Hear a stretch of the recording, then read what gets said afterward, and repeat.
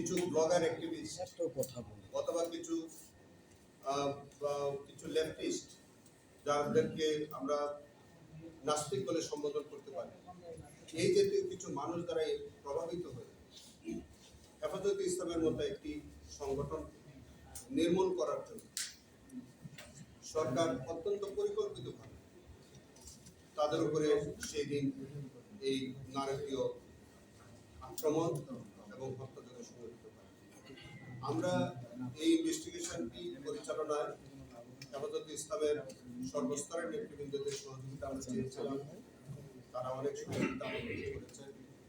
আমরা সামগ্রিকভাবে এই মামলাটি ইনভেস্টিগেশনে আমাদের পক্ষ থেকে যতটুকু আমরা ইনভেস্টিগেশনে পেয়েছিলাম, বিশেষ করে আমাদের অধিকার নামে যে আমাদের একটা মানবাধিকার সংগঠন, তাদের একটি বড় ভূমিকা ছিল এই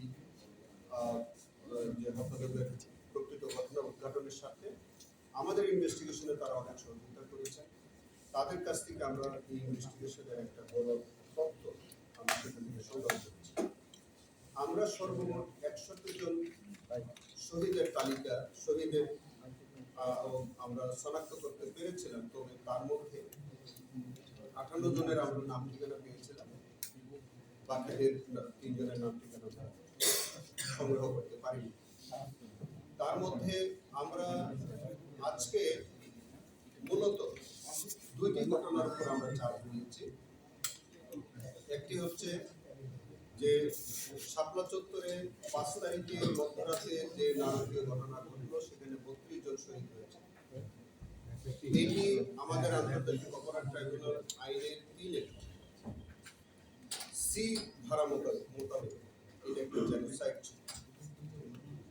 এবং যেহেতু এটা একটা জেনোসাইড এবং পরের দিন যেটা নারায়ণগঞ্জের সেতুগঞ্জে সেখানে আরো 20 জন মানুষকে একত্রে শহীদ করা হয়েছে, সেটাও একটা জেনোসাইড।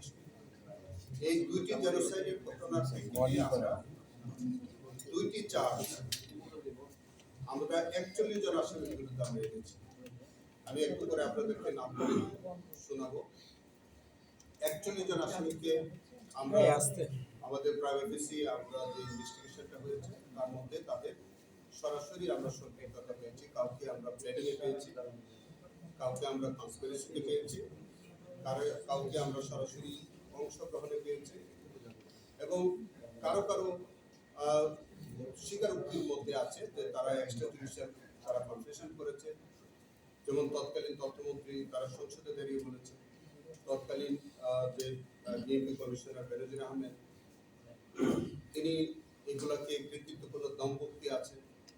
তৎকালীন অনেক কর্মকর্তারা যে হেফাজতের এই নেতৃবৃন্দদেরকে বা এই নিরীহ আলেমুল আমাদেরকে হত্যা করে তারা যে বিভিন্ন রকমের দম্পতি করেছে, সেই দম্পতিগুলো আমরা কালেক্ট করেছি, সেগুলো বিভিন্ন